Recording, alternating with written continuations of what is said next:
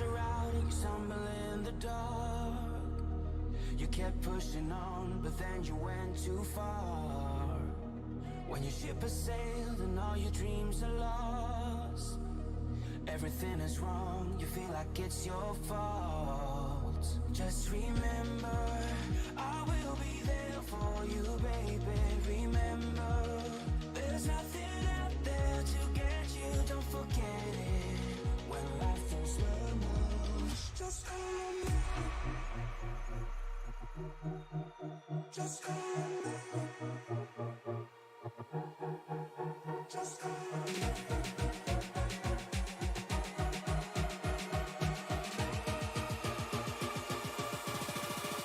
Just call me.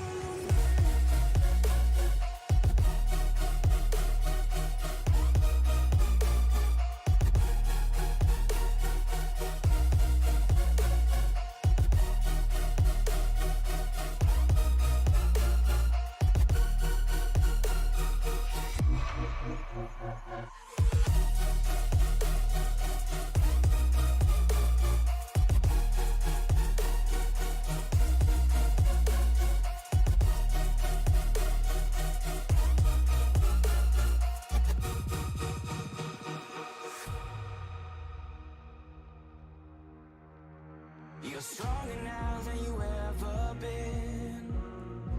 You gotta leave now, it's time to catch the wind. You will climb up high and look through the clouds. And when you're feeling low, I know you'll bounce back. Oh, and just remember, I will be there for you, baby. Remember, there's nothing out there to get you, don't forget it. When life throws lemons, just call me. Just call me. Just call me.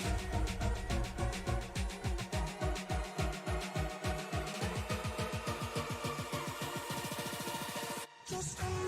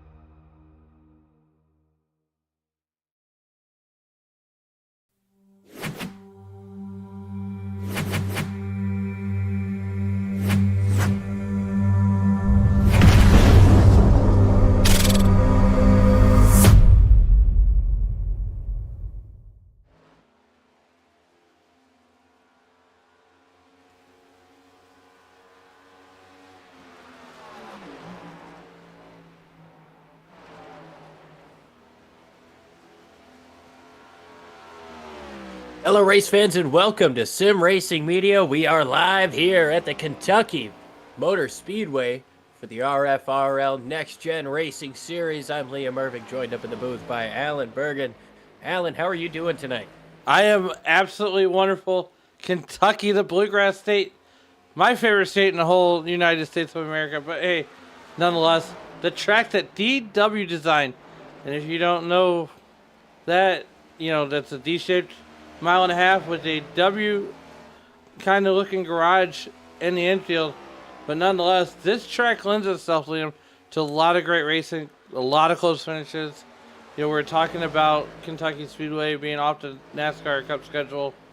And, it may be gone from the schedule, but it's forever here on iRacing.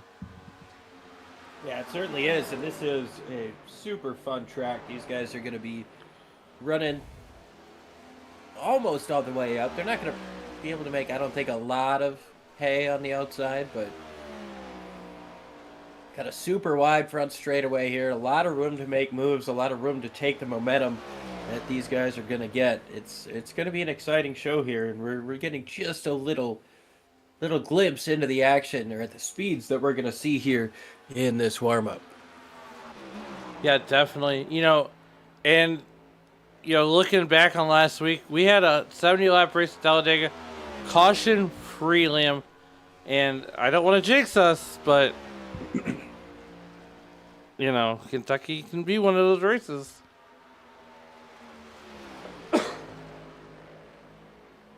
Definitely can. We've got a lot of unknowns going into this one. It's not really a track that we race at a whole heck of a lot, so expect these drivers to try to utilize everything they've learned in practice and in this warm-up. Definitely not going to be an easy race for anybody, but somebody's going to win. Everybody thinks, why can't it be me? I was going to say, someone's bound to win. And there's that DEW right there. If there's one way to put your initials into a racetrack, why not make it the whole racetrack? Oh, yeah. But nonetheless, the track sits just outside of Sparta, Kentucky. So, a stone's throw away from Cincinnati, if you will. Because we got about a half a minute in warm-up. So, Leah, what are the things you're looking for here as we get going here at Kentucky? What's going to be Liam's keys to the race? Well, we're looking at, I'm going to say, at least 2 pit stops. It might be close on a potential third. These guys, I've heard anywhere between 36 and maybe 42 laps on fuel. Obviously, the guys who can make it 42, they can make it on 2, but 36, it's going to be kind of a hard sell to make it to the end if that's all you can get out of it. So it'll be interesting to see if this thing runs green, what kind of fuel strategies we're going to see, if people elect to maybe take an early stab at the strategy and decide early to make that a 3-stop race and split it up into quarters versus thirds with the 2-stop strategy. We've got a lot of things coming our way here, Alan, and, well, it's about time to get this starting grid rolling. And there it is. Nate Lesko and Brendan hitting on the bowl. Your front row. Row 3 is going to see Tyler Bowling and John Crosby. Row number 3 is going to see Jonathan McIntosh and Joshua Gillian. Row number 4 is going to see Christian Clark and Tom Ringer. Row number 5 is going to see Thomas Wynn and Brandon Finley. And row number 6, you'll find Brandon Yates and Todd Parent. Row number 7, you'll find Bryce Hedgecock and Cody Deek. And at row number 8, you'll find David Lewis and Brian Souza. Row number 9 is where you'll see Sean Dion and Jesse Gordon. And your 10th and final row will be Nick Kaufman and Tony McDaniel. Those are the 20 starters here tonight, Liam. I'm ready to go. Yeah, so far we've got 18 of them ready to go as well. Nick Coffin and Tony McDaniel rounding up that last row. It doesn't look like they're going to be able to take the start here, but Nate Lesko once again on the pole. He leads the points. He's got 3 wins on the season so far. Wants to make it a 4th one here, and well, we'll see what we've got. Alan. Yes. Might be a thing on my end, but is your thing showing stages? Oh, it is. It is. Okay. We don't run stages in this league.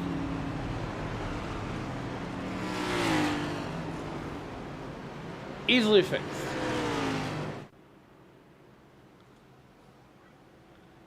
Yes, sir. Fantastic job. We're going to add another lap to the pacing here. See what we got in store in just another circuit around this racetrack. It's a 1.5 miles. Like Alan mentioned, it's kind of shaped like a D. DW, big component in this racetrack.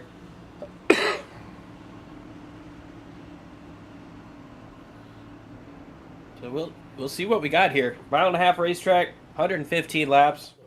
Definitely not a cookie cutter 1.5 miles. It's got its own characteristics. Yeah, definitely. As these guys are amped up and ready to go here, it's going to look like 18 starters on the night. Liam and Nick Kaufman and Tony McDaniel, Not taking the green flag, but we're going to go once again around one more time here at the Kentucky Speedway. I mean, I think Nate Lesko is a pretty strong contender here tonight from the pole. But, Liam, I'm going to look deeper in the pole. I think Tom Ringer is due for one this season. I mean, he's had a few wins here. I think tonight could be his night, and he could get it done here in Kentucky on the outside of that fourth row. Certainly a possibility. We'll see what these guys have in just about half a lap here. Sitting behind that pace car at approximately 70 miles an hour. Actually, they're stuck at 55, even slower than they want to be going. This is going to be crucial on this initial start to get a good launch. You don't want to spin the tires here in a low gear or miss a shift. It's going to be exciting, though, Alan, as these guys come through turns 3 and 4. That's the money shift is what I call it, and I hit it on Monday night in an ARCA race. You definitely do not want to go down to a lower gear. God, it's a terrible feeling. But we've got 18 drivers ready to rock and rumble for 115 circuits around Kentucky Speedway. Getting ready, getting ready. Green flag is in the air, and we are rocking and rolling here in Kentucky.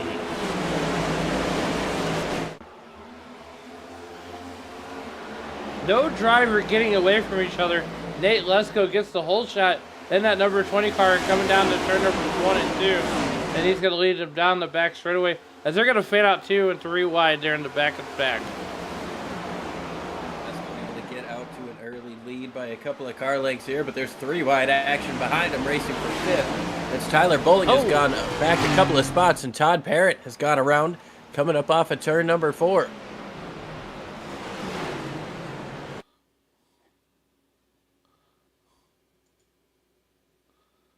We see what happened here to Todd Parent and that number 69 car. Cody Dietz coming in with a head of steam. Sliding up the racetrack. I think there's going to be some, big time. Oh, no. The Todd ride. I'll just say maybe it was a general chef's kiss in the wall.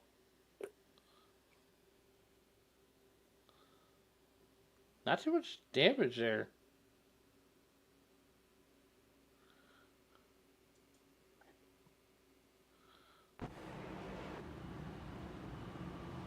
So first caution of the race comes out on the first lap of the race. Didn't seem to be too bad a contact there for Todd. No, and that was really surprising as you watch the back of that car come around. It looks like he just brushed it and, maybe just hit the brakes enough, and that tells you the level of driving experience these guys have, the wherewithal to do about 10 different things and keep that car off the wall, or at least minimize the damage.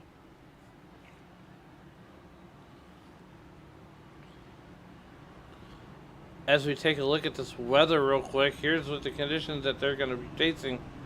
Liam, it's 77 degrees in the air and it's 77 degrees on the track. No wind, not a wind gust, cloudy skies, and the humidity. And Liam, as Midwesterners, we know humidity is a big thing here in the Midwest, and it is down in Kentucky too. 45% relative humidity here, but that air temperature, it's a resort weather, if you will. Yeah, it's a perfect night for racing. I mean, a little bit of cloud cover, never hurt anybody, no rain in the forecast. We've got ourselves a pretty good situation coming up. You mentioned that 77-degree air temperature, also the same with the track temperature. So that's going to be good for the grip level on these cars. They're definitely going to be able to rip the bottom of these corners a little bit better. Might cause for a little bit more wear, but got a long way to go to figure that one out. But what I do know, Alan, is that these guys have only run about 3/4 of a lap full song. After that, they've been off the throttle, saving. This is only going to push that first pit stop, if we stay green, a little bit further out. Yeah, exactly, and that's what I was alluding to there. As there's other ways that you can save too. Throughout the run, you can back that corner up for sure. as the lights go out on that iRacing.com pace car. Nate Lesko and Brandon Hinton in the 5 car. I mean, I just love that number 5 car, that Monster Energy car, with the stylized number 5 on there, paying tribute to Kyle Larson with the number 5, but kind of making that Monster Energy car his own. And Brandon Hinton, he's one of those guys that we saw right off rip, at the top of the season, put it in victory lane.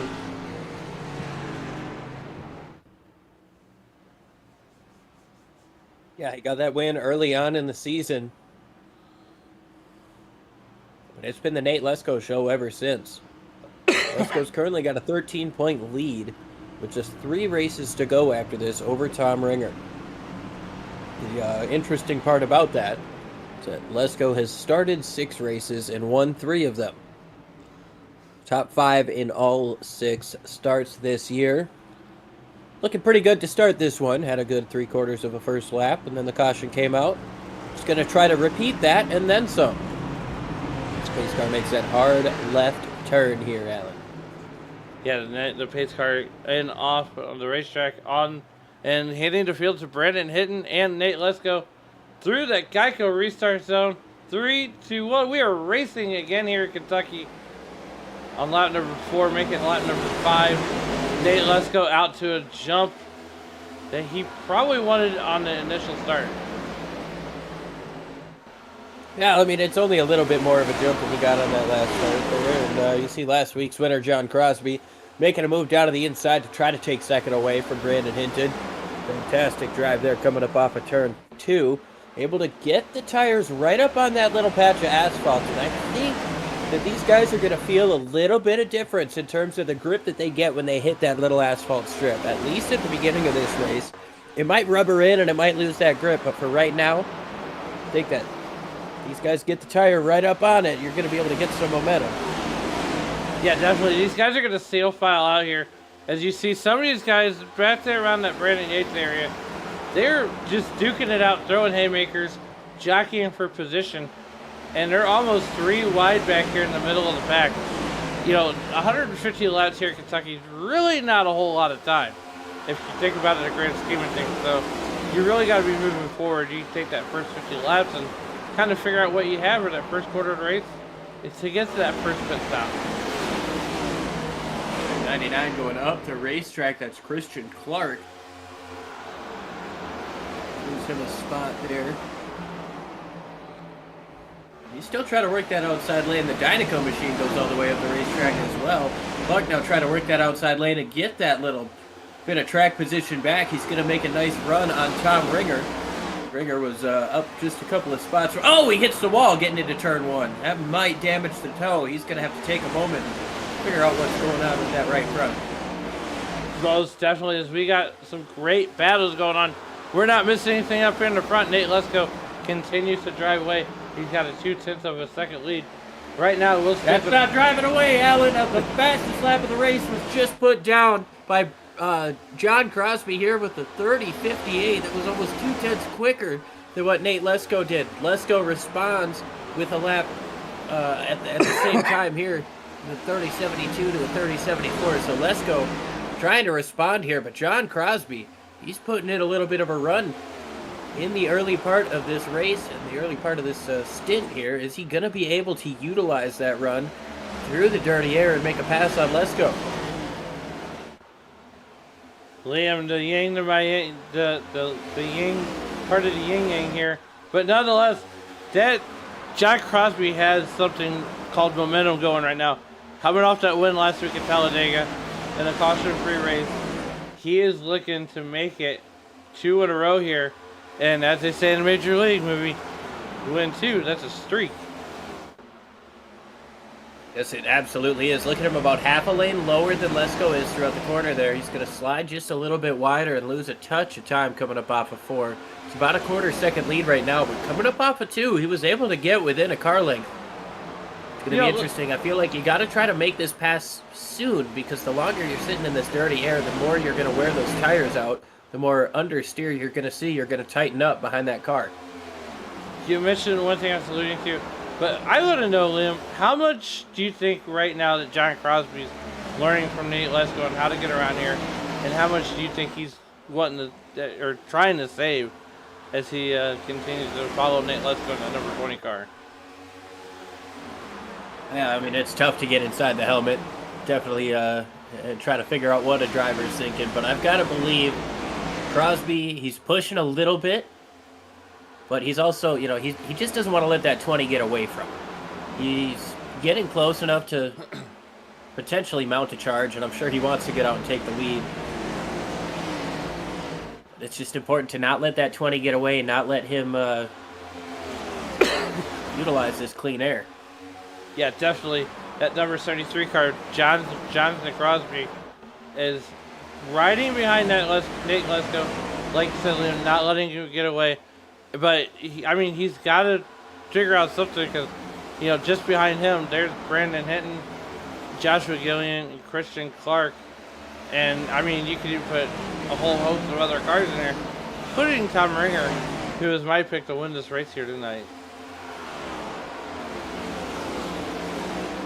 Just an update for everybody watching. Nick Kaufman has made the start.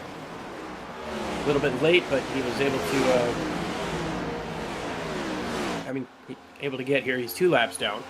Nick Kaufman is on track, and we have 19 cars they're in the race at the moment. It's all good.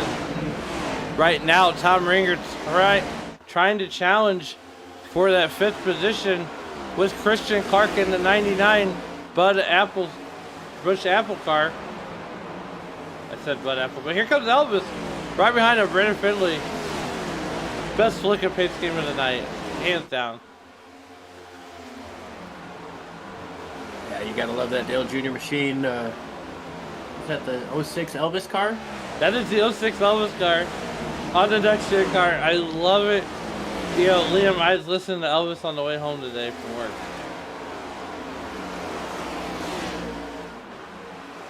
Here comes that race car on the racetrack. Brandon Findlay up 3 spots from where he started in 10th place. Got to work that bottom lane, and you're seeing a lot of drivers really working that same lane on the bottom, trying to get the tires onto that little tiny, what is that, maybe a foot, 2 foot wide of fresh asphalt down there on the bottom. Guys try to get the little bit of extra grip that might get them. Tell you what though, we did see Christian Clark make a couple of moves up on the outside. Thought he was losing time to Tom Ringer doing it. Able to make the pass coming up off the turn 4, but even he has gone down to the bottom of the racetrack, and these guys are just kind of snaking in line. Yeah, definitely gotta love that Bush Apple machine. Here comes Tom Ringer though, looking to answer back on the inside. He's taking a peek, but I think Christian Clark just has the better line on that outside, or the middle of the race line there.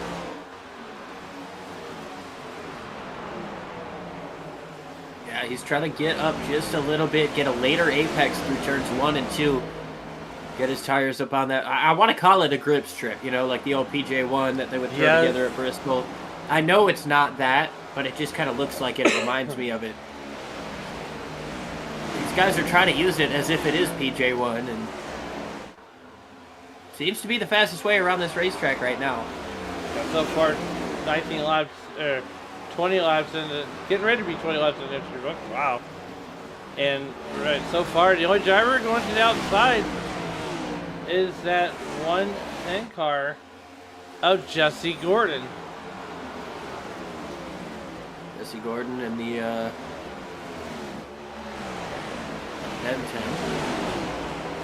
Is that Batman? Doesn't look like Batman. No, it looks like the Wonder Bread car. Searching. Oh, that's the Kaufman there. Yeah, that's Kaufman there. There's Kaufman, 2 laps down. And he's definitely got speed here. And look at Christian Clark has fallen down a couple of positions. Here's the 21 just in front of these guys. It's Joshua Gillen going all the way up to the outside. Tom Ringer is going to get around them both. Put Ringer up to 4th. Gillen trying to keep that fight up on the outside, though. He's got the nose to the door of Tom Ringer on the outside, getting into 1. Look at this battle right here. Josh Gillian, Tom Ringer battling it out for the He's gonna fourth try position. It looked like he was going to try to put the nose up top of Tom Ringer. Ringer closed the door of the 21, and Gillen had to let off just a little bit. But look at this run coming up off of turn number 4. He's got the nose to the outside. He's right up next to the wall. There are 3 wide behind him. Look at this gaggle of cars racing for 4th place. Wow. And the car's stuck in the middle of these 5 cars. It's 2 laps down. He's trying to come through the field. And Liam, as Nick Hoffman gets through the field, cars are going to become harder and harder to pass. Definitely, but he wants to try to get a lap back as quick as he possibly can. It's not going to be an easy task, but he's apparently quicker than these cars that he's racing around right now. Obviously not racing for position, but he is racing around them. He's going to tag the wall just a little bit there, as now you see the 21 of Gillen trying to defend from Tom Ringer, trying to take that position back. Here comes Kaufman up on the outside to follow that 21 through on the outside. Again, not for position. He's trying to get himself up to Nate Lesko so he can get his lap back. One of his laps back. 1 of 2. Yeah, definitely. Yeah, these guys are playing nice so far. 1 caution on the evening. 23 laps in. Make it 24 laps in.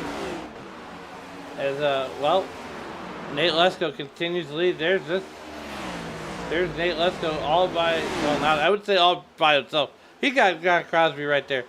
Crosby's going to get tired of following that quick can pretty soon. Well, the gap has been around the same. It's gotten up to 4/10, and then it kind of stabilized. That last time around was advantage for Lesko. He was about a 1/10.5 quicker. This time around, I think it's going back to Crosby, who's going to come across the start-finish line about 0.5 quicker, putting that gap right back to the 4/10 mark. Tell you what, man, these guys are playing chess. It's going to be interesting to see who's going to be the first one to come in. If the undercut's going to come into play, but right now these guys are pretty much on equal stuff, and that dirty air is really allowing Crosby to utilize the draft down the straightaways. Coming back here around that Todd Parent area and the 15-16 spot, we're going to get some of these guys on the air here. They're 3 wide. They're jockeying for position. They got, I mean, I wouldn't say they got nothing to lose, but I mean, they got a whole lot to gain here in the middle of the pack. Try to get that first pit stop, which would be coming up here in about 10 or 12 laps. Not to mention, you know, a guy like Todd Parent, he came in and took almost a minute of damage repair. 53 seconds on the pit lane. I can't imagine he wanted to take his tires this early in the race. I mean, these guys are only allotted 3 extra sets. So, I mean, if you're going to make it a 3-stopper, you can't really afford to use those tires at the beginning. But he might have. We can try to get a little investigative reporting on that. Yeah, absolutely. Right now, I mean, he restarted there in the 18th position. He's coming out in 14th right now and trying to work down to the inside of Sean Dion to take away 13th. Not too far in front of him is McIntosh. He might be able to get back up to where he started. And from there on out, you know, you're 30 laps behind, but, you know, you just kind of start the game over. Yeah, definitely hit the restart button and go from there.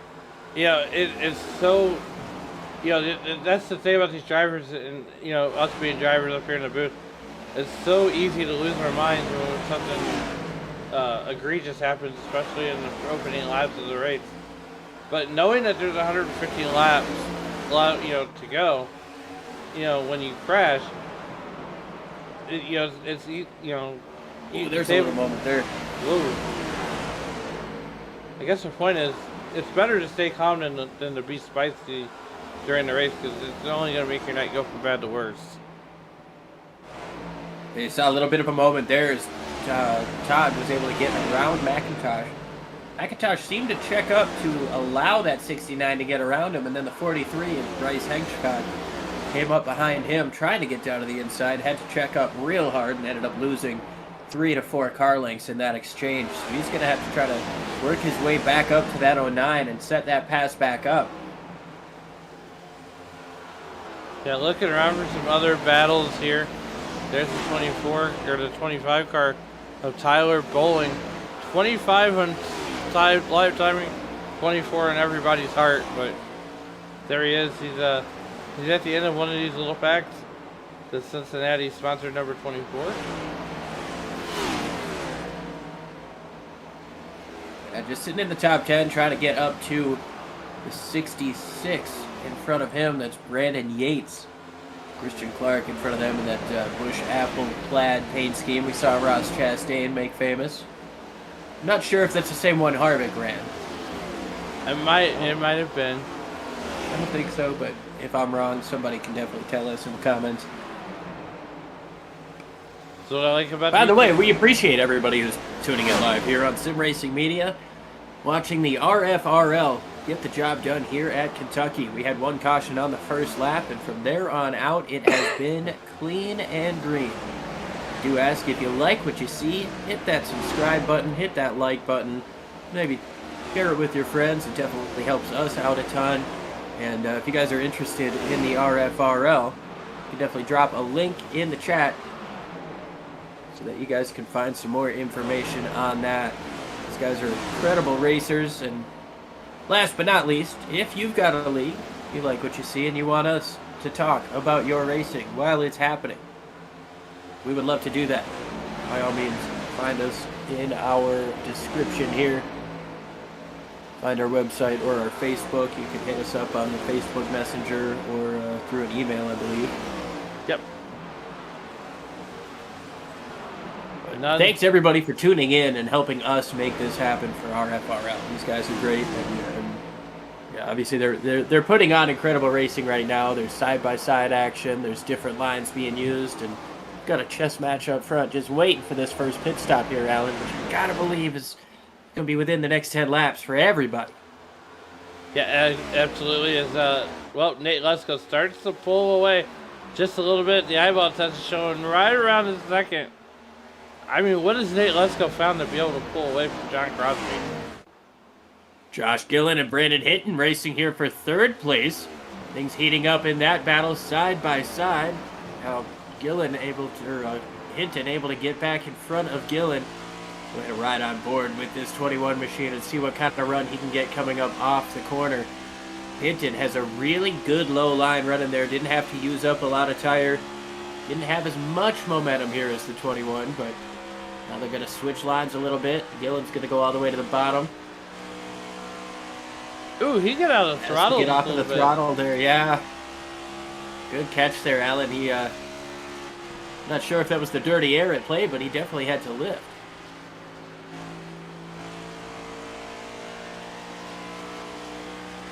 I'm listening to the motor. That's Nick Kaufman, the third car in line that you see just behind John Crosby. He has worked his way to within about a second of your race leader, trying to get one of his laps back. This is an incredibly quick car here in Nick Kaufman. It's exciting to see, but I tell you what, man, he's got to be wishing he could have made the start, because he could be racing for third place right now. Oh boy. I don't know about you, but I do love the Ricky Bobby throwback there. He's quicker than both of these guys. I don't know how much of a fight Crosby's going to give him. Look at that entry. And now here he's going to get right up onto the door of Crosby, pull him back, get the outside run. He's the second car in line. That's going to cost Crosby some time here, race leader. Almost a second is the gap now.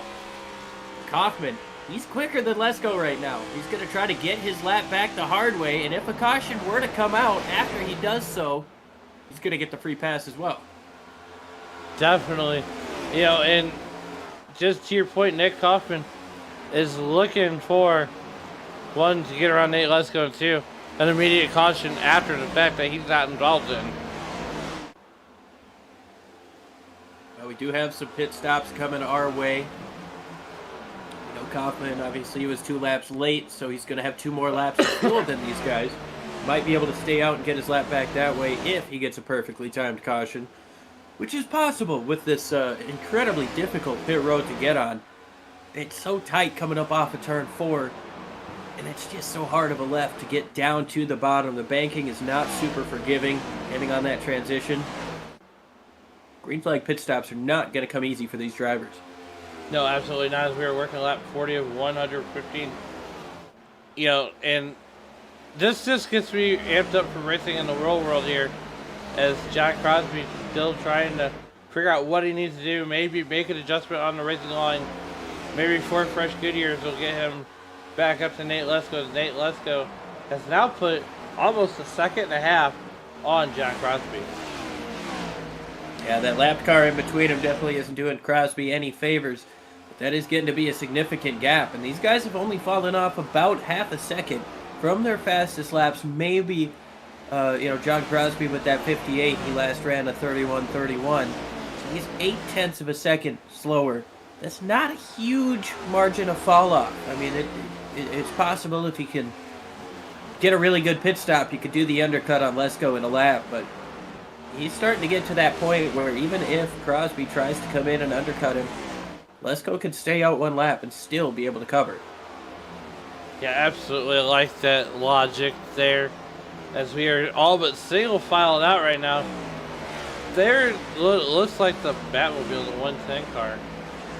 It's like Tom Ringer's under pressure here, as well as Cody Deek towards the 15th place. Tom Ringer, now Todd Parrott getting past Christian Clark.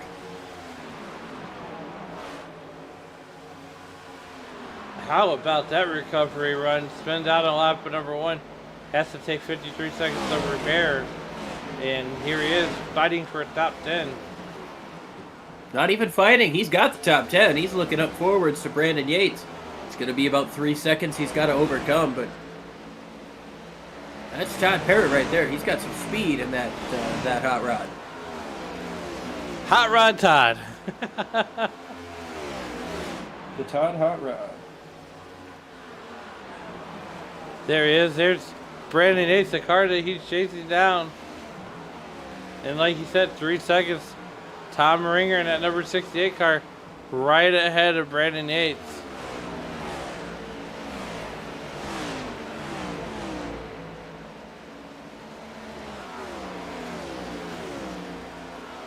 We passed the 1/3 mark of this race, lap 45, and we're still not seeing anybody come into the pits, which is making it a 2-stopper for sure. We're not going to see anybody try that 3-stop strategy I tried to bring up at the beginning. Nate Lesko currently has the lead by about 1.4 seconds. 99 is going to come in this time around. Is Christian Clark going to be the first one? Now let's see this entry here. It's a tough entry. Nobody's going to use that access road down on the inside. You've got to get off of that banking and get it down to the left. It's treacherous to get off of that banking. It can really upset these next-gen cars. He did it like a pro. Clark, yeah, he did a really good job there. Got off of the banking, and then it was just a straight shot. Super simple to get in there. We'll see what kind of aggression other drivers start to push with when it comes to pit entry. We know we saw some interesting ones last week that unfortunately saw Cody Deek get turned around.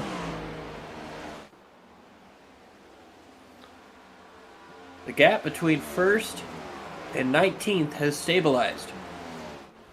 Jesse Gordon's going to come into the pits this time around. I believe the 66 of Yates is as well.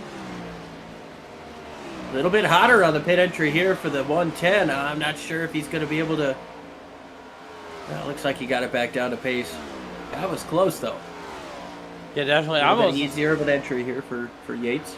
Almost like watching the pit road, getting on and off pit road. Better than the racing sometimes.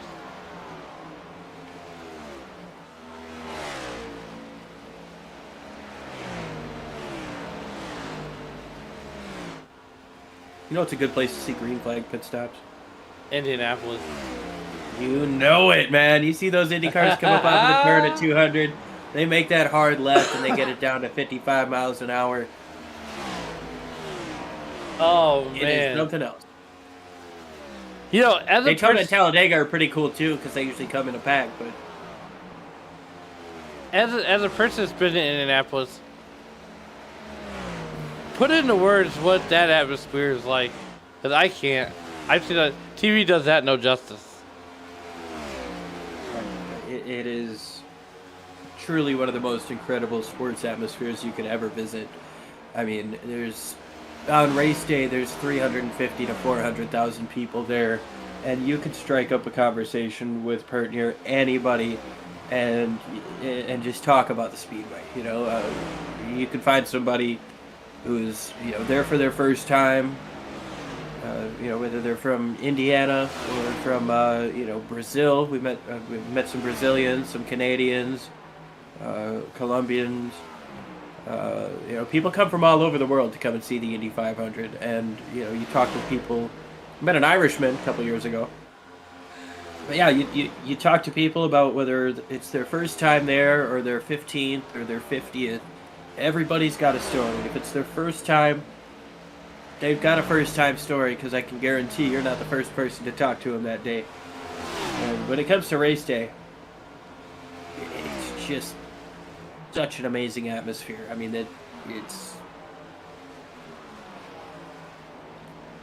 it's really hard to put into words what Sunday feels like when you get there.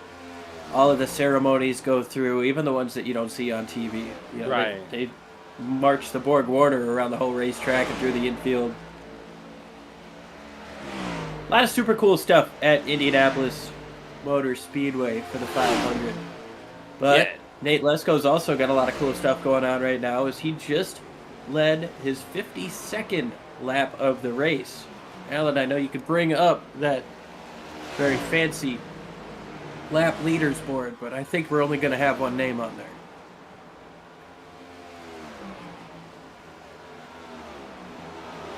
20's coming in this time. We hear it on the radio. Lesko slows it down. How aggressive is he going to be getting off of the banking?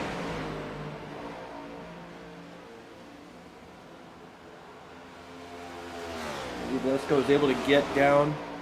Oh, John Crosby did lead one lap. He led one. This lap, just now, as he passed Nate Lesko.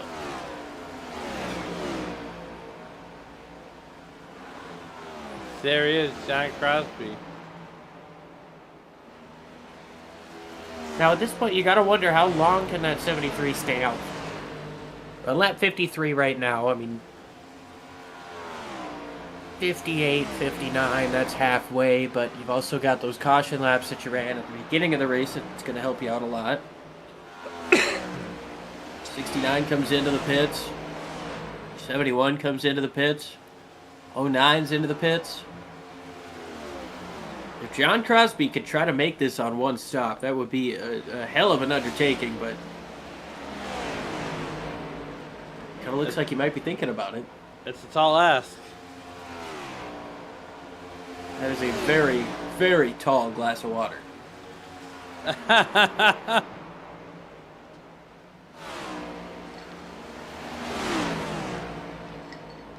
I mean, when does he pull the proverbial parachute and say, you know what? This time. Okay. Crosby came on the radio, said he's coming in this time. There he is. He's going to downshift, pull the proverbial parachute. Nice and easy. Nice and easy. Guess he's going to inherit the race. Really good pit in. Gillen's going to come in with him. That was a really good pit in out of the 73. I don't think it was quite as aggressive as the 20s, though. Look for about a 2 to 3 second gap between 73 and 20 when they come off a pit lane, all said and done. There's your fastest lap of the race so far with a 30.56 on that Maybe last about lap. 3.5. Yeah.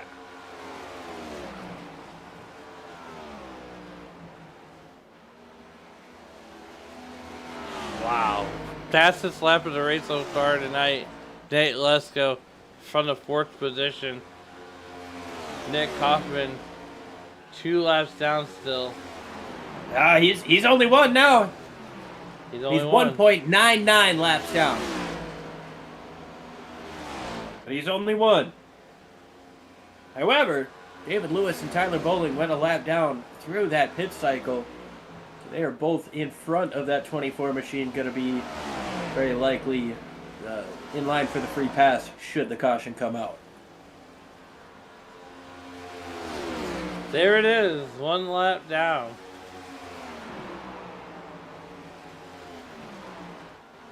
He's worked hard to get to this point. Now he's throwing some dirty air the way of that 20 machine. Jesse Gordon was able to get out in front of John Crosby, and that's 2.5 seconds behind Nate Lesko, who is now your race leader, dealing with a little bit of dirty air from that 24. John Crosby falls back to about 5 seconds off of Nate Lesko. Lesko was really, really good on his entry. He was keen on making up time, and he definitely got it done here. So now Kaufman goes top to bottom, crosses the wake of the 20, and that could really be detrimental to the handling of the trailing car in this next gen. Yeah, definitely. You know, to me, this seems like a driver's car. Like you have to think of all the things that you need to do in order to keep the car behind you at bay. But I tell you what, Nate Lesko in that number 20 car, I mean, watching him go around the racetrack, it's like watching Christopher Bell. If Christopher Bell had a delicious chocolatey sponsor, yes. I mean, I am going to go visit the restaurant of a sponsor that has sponsored Carson Hope's bar and his cup ride, his chili bowl ride, and his dome ride, and Chili's? Yes. Chili's sponsored Carson for the chili bowl. Who'd have thunk it? Who'd have thunk it? Gap back to second is increasing. 2.8 now back to Jesse Gordon, so Nick Kaufman is not really hurting your race leader when it comes to that dirty air. John Crosby falling back just a little bit as well. He was a 10.5 slower than your race leader. Jesse Gordon just a hair quicker that last time around. But the gap's still increasing overall over the course of numerous laps. It looks like that Nick Kaufman's starting to pull away just a smidgen from Nate Lesko here, as he tries to stay at least one lap down, and he's gonna hope that Lewis and Bowling, you know, not that they want anything bad to happen to him, but gets involved in an accident. Or, you know, maybe cautions breed cautions. Yes. I've been the cause of a few cautions before. I know. Leo's like, I've seen them. I've called them. I feel bad every time. Your heart breaks a little bit every time. I'm like, dude, come on. Let's finish one. Lap 63, Nate Lesko continues to do Nate Lesko's thing, like make chocolate milk out of this race lead. Just a short run behind him. There is Jesse Gordon in that 110 car. I believe that's the radiation sign on there. I gotta see. No, that's Batman.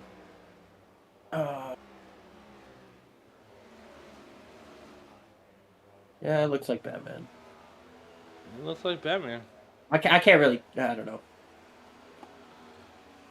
I'm a Marvel guy. Oh yeah, it's definitely. Hands down.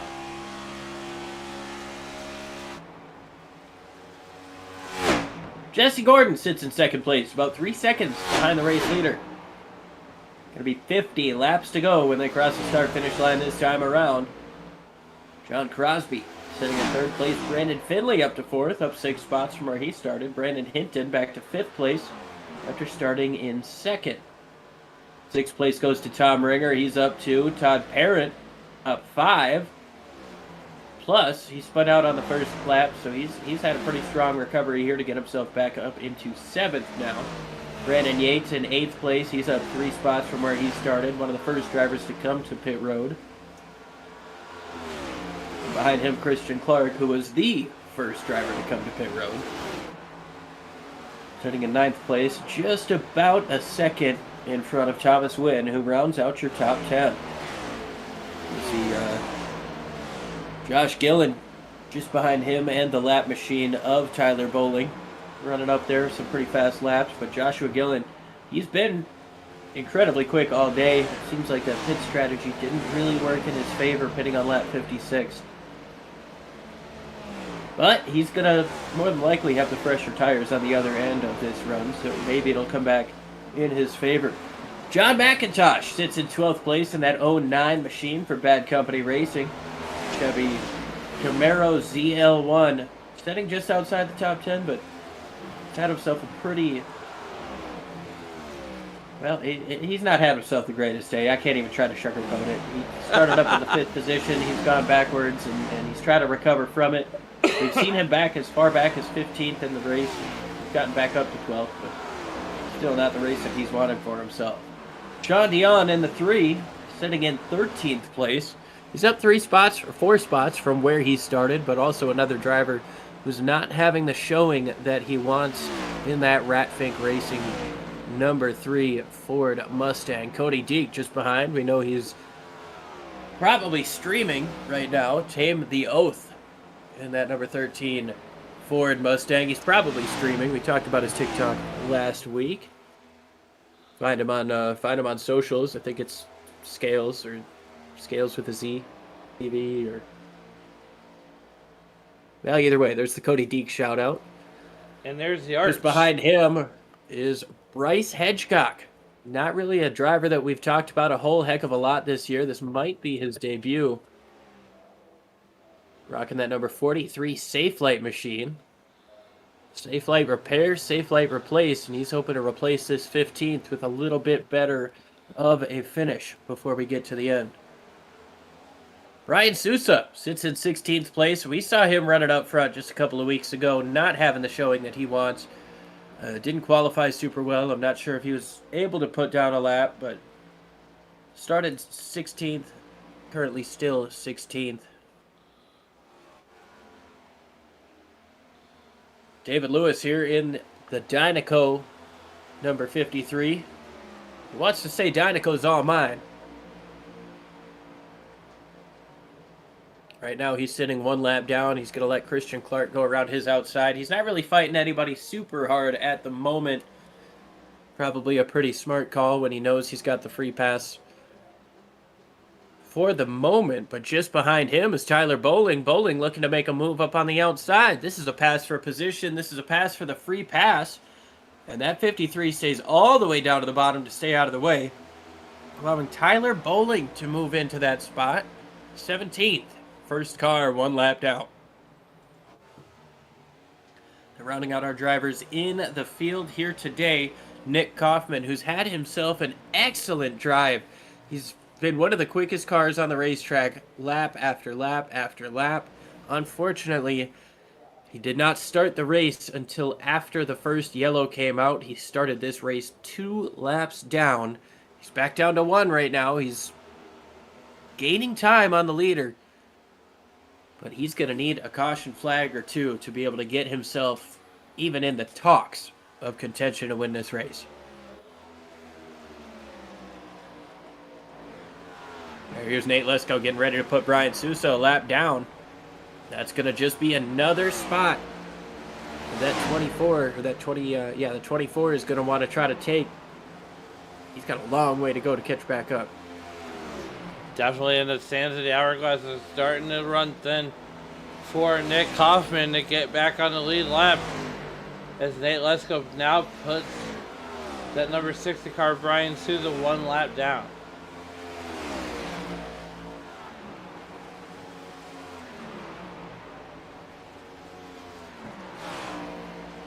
Just want to take a moment to give a couple of shout outs to some sponsors of the league. JLW Construction, managing high-end custom home and remodel projects across Oklahoma. Check them out. And of course, Graphix, the official in-house paint booth of the Ratfink Racing League.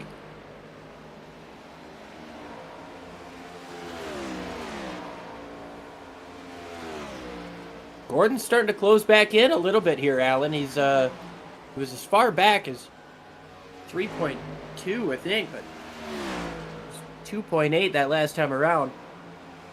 Seems to be getting some good runs coming up off of the corners.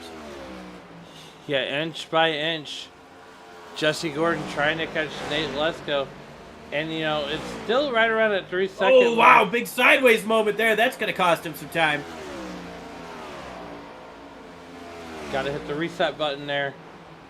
As, you know, what a save, though. I mean, these next-gen cars, when they get sideways like that, they just want to keep going.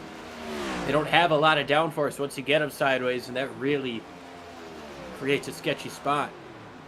Jesse Gordon only lost about a tenth that time around.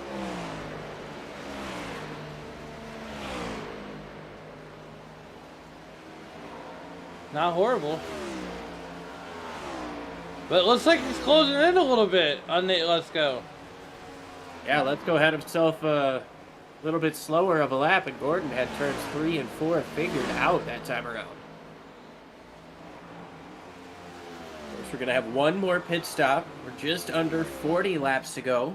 Working lap 78 out of 115. Still only one caution in this race happened on the first lap. A little bit of contact between Cody Deek and Todd Parrott. Both drivers able to continue on in the race. Cody Deek sits in 13th place. Todd Parrott talked about in 7th. Good recovery for both drivers after the significant contact on the first lap, but Alan, you talked about it. Jesse Gordon, a couple tenths here, couple tenths there. It's back down to 2.6 seconds, even after that big slide in turns 3 and 4. What can you do if you're the trailing car? You know you're a little bit quicker. Do you push hard right now, or how do you kind of approach this scenario? You just got to run your line. You know you're making up time. You can see, Nate Lesko get a little bit bigger in the windshield. Now the thing is, you got to get around that 60 car Brian Sousa fairly quickly and make quick work, because that's going to allow Nate Lesko to pull away just a little bit further. As you see the interval go back to about 2.8 seconds. Jesse Gordon's got to make quick work out of the 60 car. Brandon Finley has jumped up into 3rd place. We missed that battle. Got around John Crosby, and Crosby has fallen about a second and a half back from that number 8 machine. Tell you what, though, Brandon Finley has been super strong all night. He's been quick. He's making moves. Currently sitting 7 seconds behind the race lead, but if he gets a caution, he might be able to have something to say to Nate Lesko before this thing is over. If we get a caution, this race is going to change. Because Nate Lesko now has put out another, now it's back out to 3 seconds. But he doesn't have to contend with any more lap cars. It's just now he's got to run down that 20 car Nate Lesko. Yeah, so we'll see. I noticed a couple of laps ago that 3 and 4 seemed to work in the favor of Jesse Gordon. As Brandon Yates comes into the pit lane, he's going to be the first one to try to pit last. I mean, if you're Nate Lesko, do you try to make it all the way to the end? Or do you make your proverbial bed, or do you play conservative? No. I think you've got enough of a gap between yourself and 3rd place. I think you stay out until Jesse pits, and then stay out an extra lap. He's not going to be able to gain the 3 seconds in that time. It guarantees you a lap for extra tires. You retain the lead. You retain the clean air. From there on out, as long as we don't see that yellow flag, Nate Lesko is going to be in really good shape, unless Jesse Gordon can find himself a really, really strong late race surge. Tom Ringer coming into the pits. Everybody playing nice. Lap number 84, 83 in the books. Tom Ringer coming down pit road. Nate Lesko still doing Nate Lesko things. And that is the 43 car he's getting ready to put a lap down.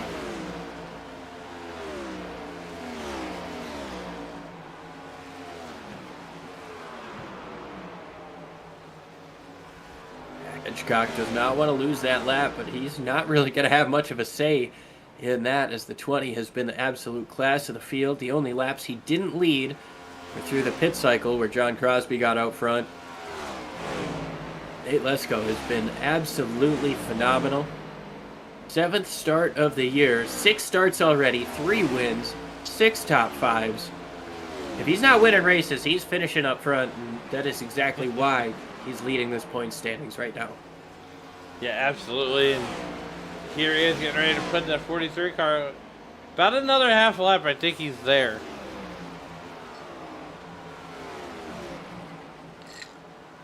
We're starting to see the dirty air affect that 20 a little bit more, especially when the 43 crosses over his wake. Really widens out the lane that the 20 has to take throughout the corner. He's definitely quicker than the 43, but he can't utilize all of that downforce without that fresh air on his front end. He's going to send it down to the bottom here, and 43 is really not going to put up any sort of fight. No, Bryce Hedgecock goes out a lap. Cody Deek is the next car to go a lap down here. And so far, they have lapped all the way up to the top 10. And pit stops haven't even been a factor.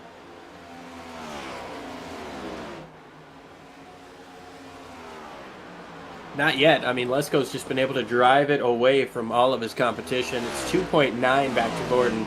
Gordon able to run similar lap times here, but every time he gets a couple of tenths going his way, he loses them. Whether it's through lap traffic or whatever the case may be. 28 laps to go, 2.9. I feel like Gordon's going to have to try the undercut here to get in front of Lesko and hope that dirty air is enough to keep him behind.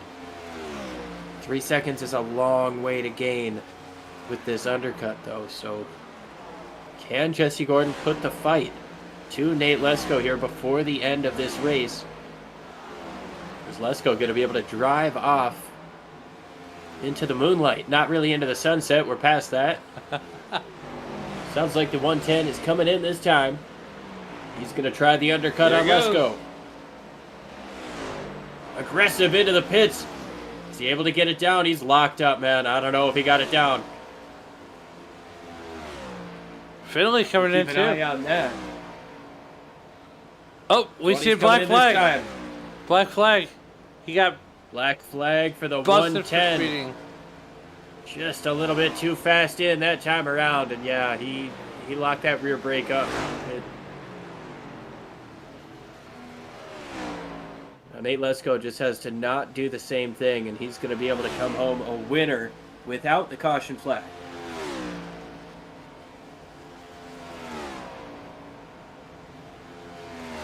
$25 laps to go. Liam, what's the strategy coming down pit road? 4 tires, fuel. You got a big gap, don't risk anything. Your closest competition just made a big mistake. 4 tires of fuel. Routine pit stop. Crosby assumes the race lead here. Last week's winner at Talladega with 25 to go.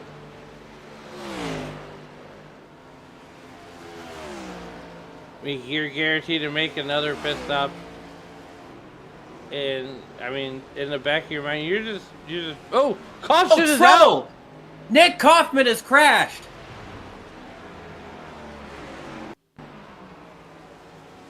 Looks like he's going to spin it out coming up off of the pit lane. And the second caution, oh my goodness. Wow, that was close too. But the second caution of the race. Alan, I mentioned it before that first stop that this was really going to be a tough pit lane to deal with. I expected it more on entry, but I tell you what, man, you got cold tires coming up off of the pit lane after so long of running on warm tires, worn out tires. You are...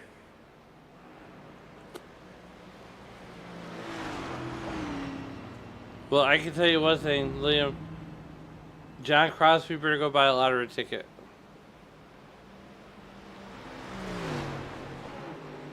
Yeah, he's going to be able to come in and pit, have a couple lap fresher tires than Nate Lesko behind him. Should be in pretty good shape. And he's going to come out no worse than 6th position.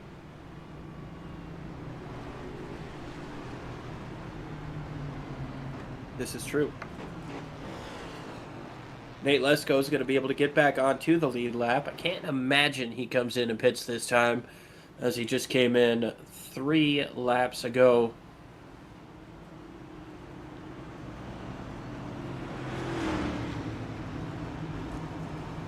Crosby's going to come in. Oh, you'd almost have I would to. imagine Gillen, McIntosh, and Sousa. Lesko's going to stay out. Going to take over the race lead once again. And I believe Jesse Gordon is going to be able to take a wave around. Oh, along yeah. with Bryce Hedgecock. Sean Dion came into the pits, so he will not be able to, but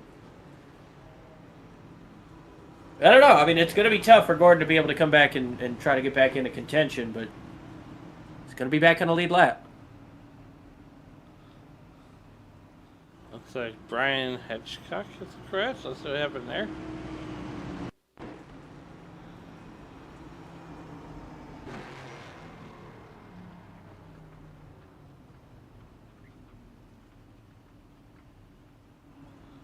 Ooh, I think he just hit the money shift.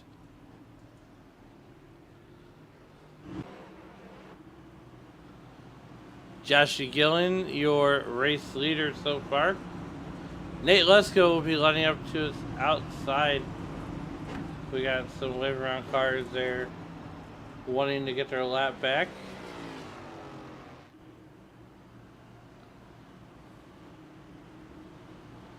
So we're under caution for only the second time here at lap number 94 of 115 scheduled to be ran here tonight.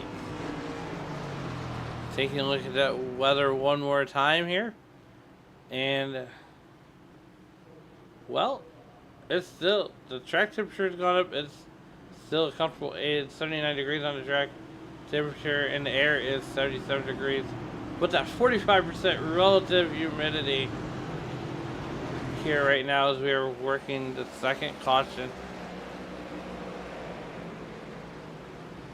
As we've had 4 lead changes, 2 cautions for 6 laps. The current leader is Joshua Gillian. As the iRacing.com lights are off on the pace car.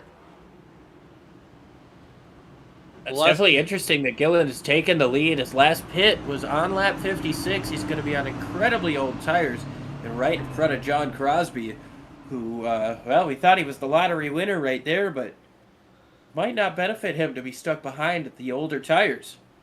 There's only one way to find out, though, Alan.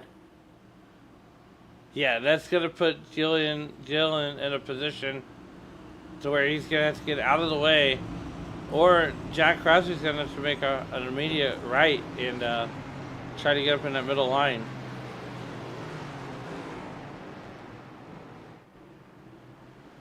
We're going to have 20 laps to go when we take the green flag. Only our second caution of the race, but you know the age-old saying, cautions breed cautions.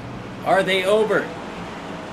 What's going to happen in these final 20 laps? We've got Josh Gillen leading them down to take the green flag. Nate Lesko to his outside, dominant driver of the day. Green flag is in the air. Gillen, and spinning the tires is Crosby. He's going to lose a ton of position there. And Christian Clark gets contact from behind. I believe that was Yates that got into the back of him. McIntosh goes up to the outside of Sousa. Gillen holds out of the race lead for now, but Lesko quick on his bumper. 20 Lesko able to get all the way down to the bottom of the racetrack. The 21 slides up. Lesko using up as much as he needs and no more. Going to take over the race lead. And I can almost guarantee you right now that John Crosby is not happy with that 21 car. As he's going to drive through the field with the chip on his shoulder. Here he is coming for that 4th position with Brian to the right ahead of him. If you're Crosby, you can't be mad at anybody but yourself. You know, a tough restart there, spinning the tires. Was able to collect it back up, keep on moving. Now he's racing side by side for the 3rd position as they both get around Gillen in the 21. And now here comes that 110. I thought he was getting back on the lead lap, but that penalty actually put him down 2 laps. He was unable to get that free pass or that waiver route. A little bit of contact behind these guys, but John Crosby sits about 1 second off the race lead, just a couple of tenths off of John McIntosh. Can he get around that 09 and try to chase down the 20 and make it 2 in a row? He's got 17 laps to do it. We're going to find out in a moment's time here.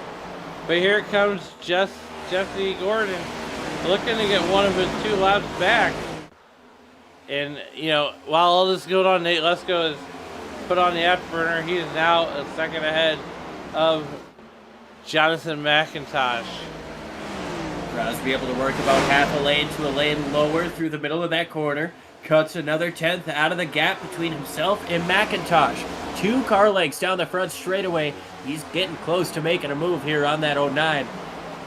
Only about 1.1 seconds between first and third. And if Crosby can get around the 09, I've got to believe those couple of lap fresher tires with the 73, with as quick as he was at the beginning of this thing, he might have himself a chance. Yeah, you know, getting there is one thing, fast is another thing. Ooh, And he's going to tag the wall just a moment. little bit. Car length and a half. Not quite enough momentum to make a move. He might have touched the wall just a touch more again. Going to try to get right down to the yellow line. McIntosh covers that line quite well. Coming up off of turn number 2, though, momentum goes in the favor of Crosby. All the way down to the bottom. Can he get the nose? He's going to send it in and slide up just a little bit. Not quite able to get the run that he wants to, but he is there as they come to 14 laps to go.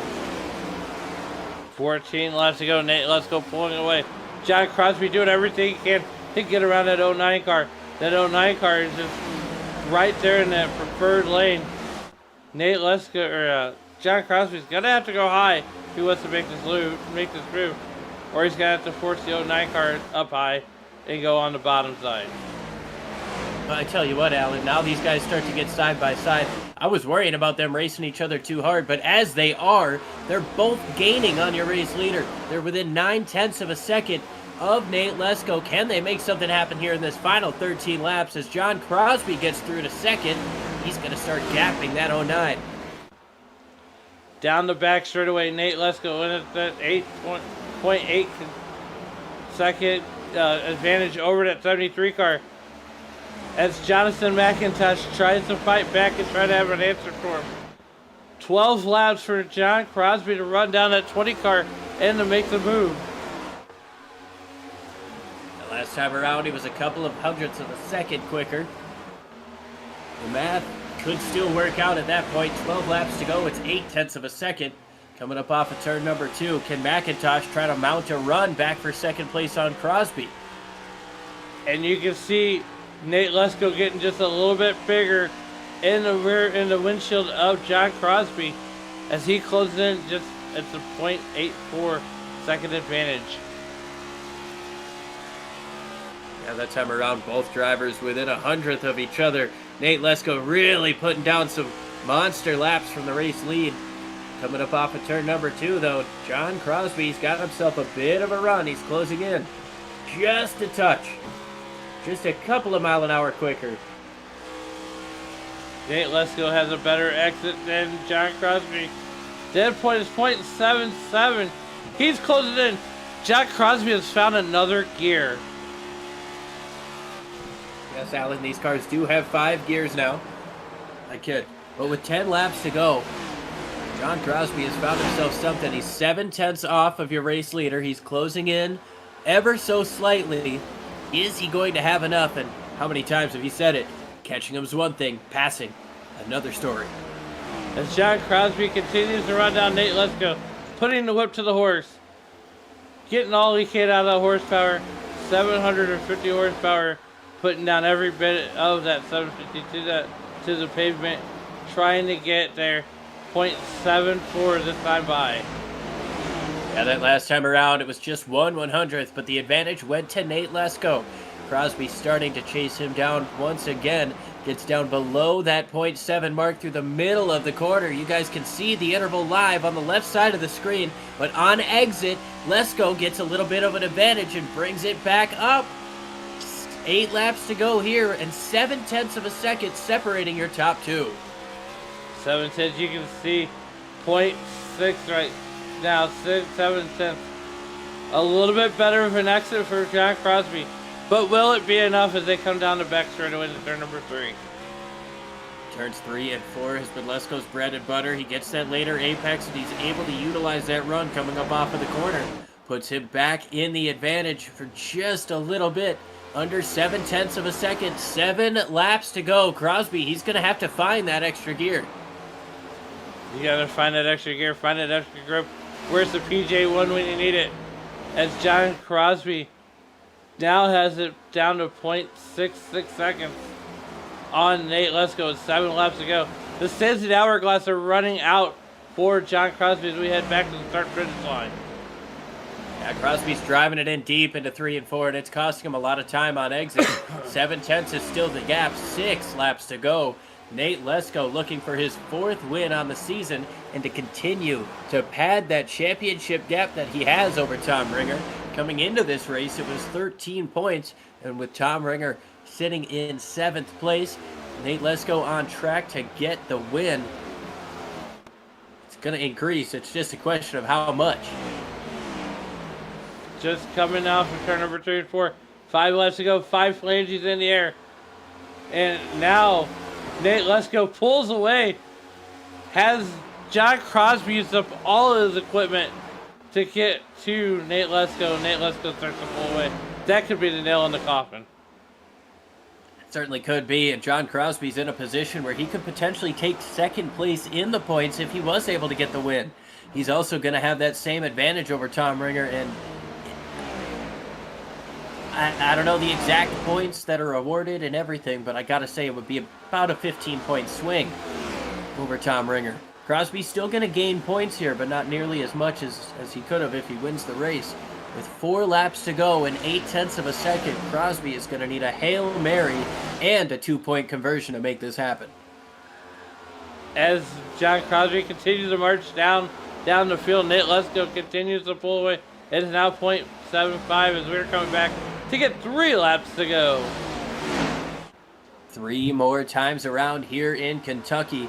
Crosby starting to close in just a hair, but it's not looking to be enough on paper. Lesko's just a little bit too quick in turns 3 and 4 for Crosby to be able to take advantage. I know Crosby's really trying. I just think he's getting in a little bit too hot into 3 and 4. And he's losing all of that on exit. He's going to slide up the racetrack where Lesko's able to hold the bottom a little bit better. Going to probably be a 10th in the advantage of Crosby here, but 2 laps to go, 0.6 of a second. He's got a little bit of help behind him. Just seems like a mountain. It's down to a half a second with 2 laps to go. Coming off for turn number 1 and 2. Down the back straightaway. Nate Lesko going to open it back up to 0.6 of a second. As they come down to 3 and 4. Leo, take us home. It's going to be a 1 more lap around as Crosby slides up the racetrack once again. That's going to bring that gap back up over the 0.6 of a second mark. Here's a little bit of a push there from that 110. Is it going to be enough? Is it going to be anything? We've got ourselves a battle here for 3rd place as Sousa has caught up to McIntosh. He's working his outside. 0.7 is still the gap for 1st and 2nd. Nothing doing up front, but here is the battle for 3rd place. Battle for a podium position. McIntosh going to send it in deep. He's going to slide it up the racetrack. Coming up off of turn number 4, Nate Lesko gets his 4th win on the season. And the battle for 3rd is going to go to Sousa. What? John Crosby gets in 2nd place there. Not to leave him off of the exciting podium here, but fantastic drive there to take 3rd place away. And Nate Lesko, his 4th win on the season, just pads his gap as he runs away with this championship. What a run by Nate Lesko and that number 20 car. I mean, for a minute there, I thought John Crosby was going to get win number 2 on the season. Back to back, but some congratulatory bumps coming Nate's way, and he's going to burn it down. He absolutely is, and it is going to be a well-deserved burnout. I mean, he came out here, probably led 100 of the 115 laps. He's not going to burn it down. He's going to do some landscaping here in the Quaker State infield at Kentucky. Try to bring up the little Nesquik that's under the grass. That's actually not Nesquik. Don't try it. It's dirt. Nesquik is much better for you than dirt. But Nate Lesko going to get it done over John Crosby, Brian Sousa, then Jonathan McIntosh, and Brandon Hinton. Tyler Bowling, Tom Ringer, Brandon Finley, Josh Gillen, and Thomas Wynn round out your top 10. Cody Deek recovered to 11th after his first lap spin. Christian Clark. Todd Parrott falls back to 13th after we saw him up in 7th.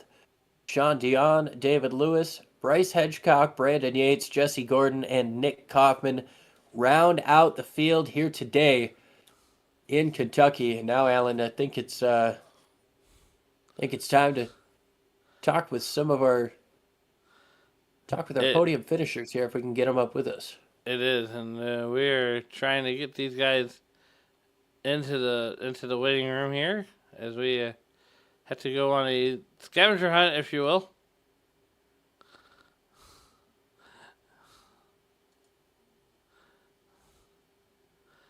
It looks like we have a couple of drivers in there. Brian Souza. We go ahead and talk to third place.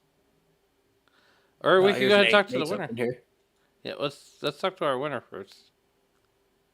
Hey, Nate, it's Liam and Alan up in the booth for the 4th time this year. We get to talk to you first. What was it like out there, man? It didn't seem like you had a lot of traffic to deal with. Was it just easy cruising down 77? Or I'd say no, I definitely feel like I was not the best car. So the only thing that won it for me was getting the pole, having that clean air. So that was huge. Yeah, we saw Crosby mount a charge at the beginning of the race. He didn't really let you out of that 4/10 of a second range until we got past maybe lap 30. And then again, he was able to kind of come at you at the end. Were you concerned that he was going to be able to get to you? For sure. For sure. I thought he had better pace for staying behind me that long and then still able to maintain his tires. Definitely concerned. And then also seeing Nick come through the field. So I just felt like I had something to learn and I wasn't sure exactly what it was. Fortunately, I didn't have to find out. but yeah, I don't think I was the best.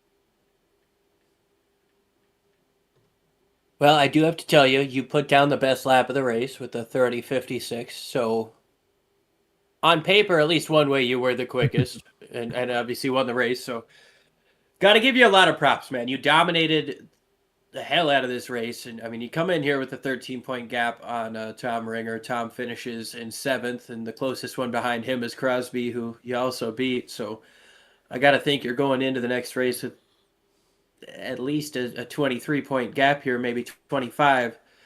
How do you feel about these last 3 races? And what do you think about the championship run here as we get moving forward towards the end of the season? I feel good. Slightly concerned though because I have 2 drop races that I wasn't able to be here for. So if I wreck out in any of these, that's gonna drop my points down to 0 for one of these results. So that'll hurt. I'm just gonna try to keep on track and keep it going. Awesome stuff, man. You got Richmond next week, and Chicago or Nashville, and then Chicago.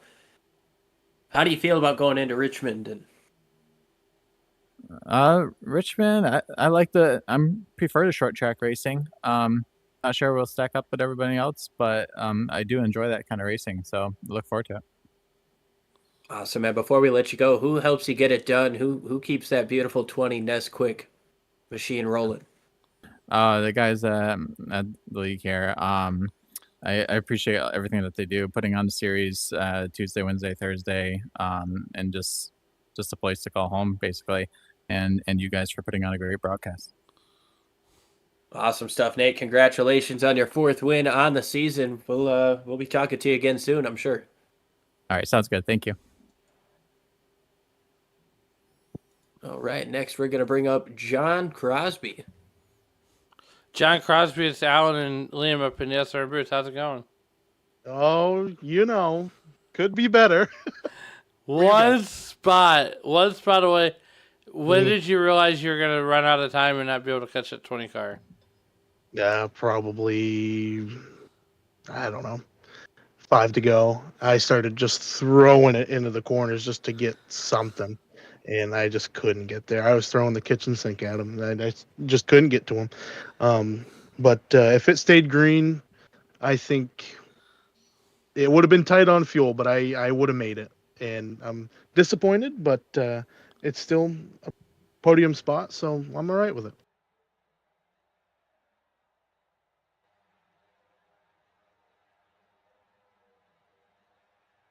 Alan, you cut out there. There we go. I'm back.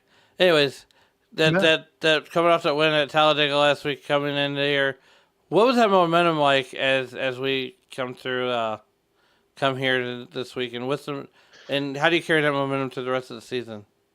Well, I don't know. I will say, in practice, I wasn't very confident, and in qualifying, definitely wasn't very confident. But after we got some race pace going, it just kind of built more for me.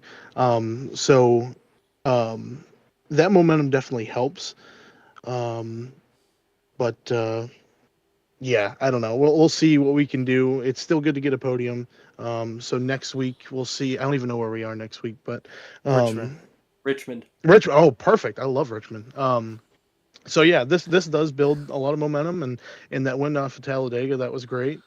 So it's still good to be up here and battling with these guys. So yeah, super happy with the result. Just wish we could have got there at the end. Look, man, I got to jump in and ask you. You had a strong run here. Mhm. Obviously, Nate Lesko, he's got 4 wins on the season now, leading the points. Mm.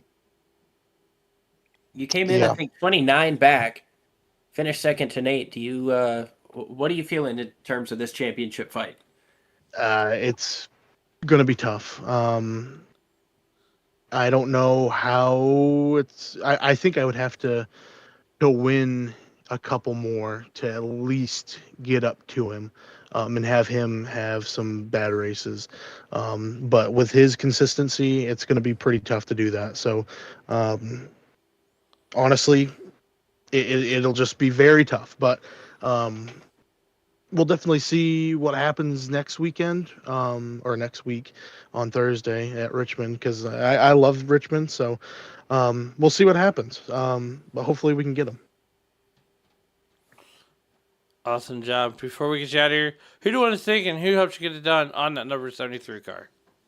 Definitely Beer Run Racing, Christian and Brian, and congrats to Brian on the third place. So a couple Beer Run guys up in the front, awesome representing us. So, but yeah, definitely Brian and Christian. We help each other out super well, and we're a great team. So just super happy to have them, and yeah. Good stuff. Well, congratulations on the second place finish tonight, and we'll see you next week at Richmond. Awesome. Thank you guys. Hopefully I'm talking to you again. Absolutely. And that was the voice of John Crosby. Last but certainly not least on the podium, Liam, we have Brian Souza. Brian, it's Liam and Alan up in the booth. You got a copy? Yeah, I got you guys. How you doing? Doing pretty good, man. I tell you what, you went out for a beer run and you come home 13 spots ahead of where you started with a podium finish. Can you tell us how tough it was to pass? Because we saw a lot of difficulty passing, and well, you made the most tonight.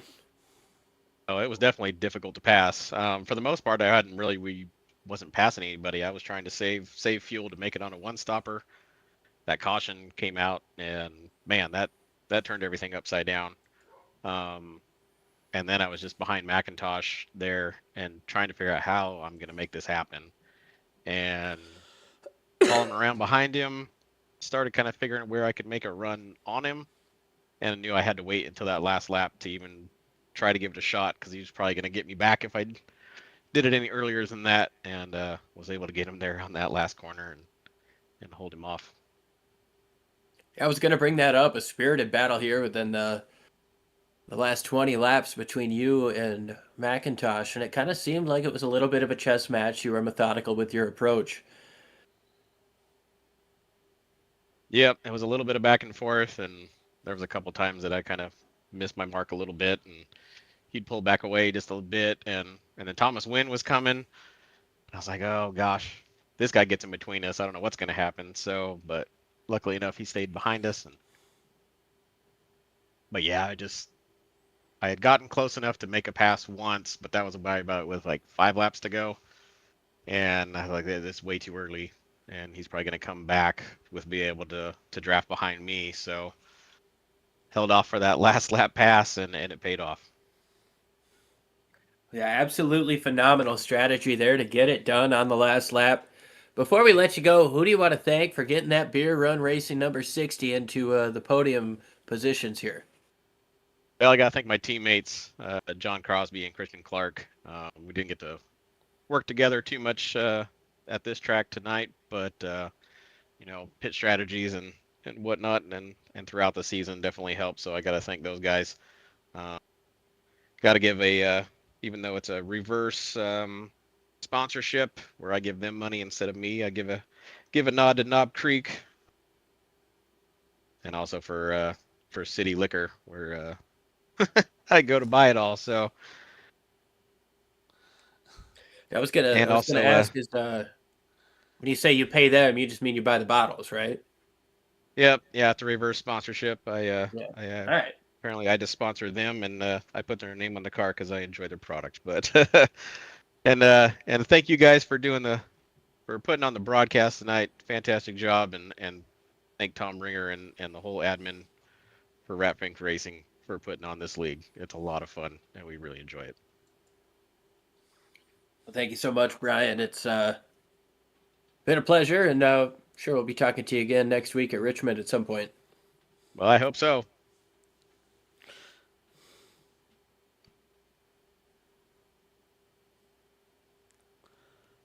Well, all right, that was our podium, Alan. I was gonna say that pretty much sums up the whole night. 2 cautions, and Nate Lesko dominates the whole night. Any final thoughts before we get out of here? Nate Lesko is unbeatable. I tell you what, man, he came out here, he led probably 100 laps, and nobody could get around him on track. He couldn't get around him on a restart. Once they got to racing green, he was just a little bit too quick to catch up to and get position on. We saw the 73 at Crosby have a couple of opportunities to kind of make a send, but if he was going to make it was going to have to wreck him to do it, pretty much. I mean, and these guys are way too good for that. So Nate Lesko, man, he continues to impress. We've got 3 races left. He mentioned 2 drop weeks, and well, his 2 drops are the races he didn't show up for. So as long as he shows up for the last 3, should be in pretty good shape for this championship. As long as he's also running as well as he has been.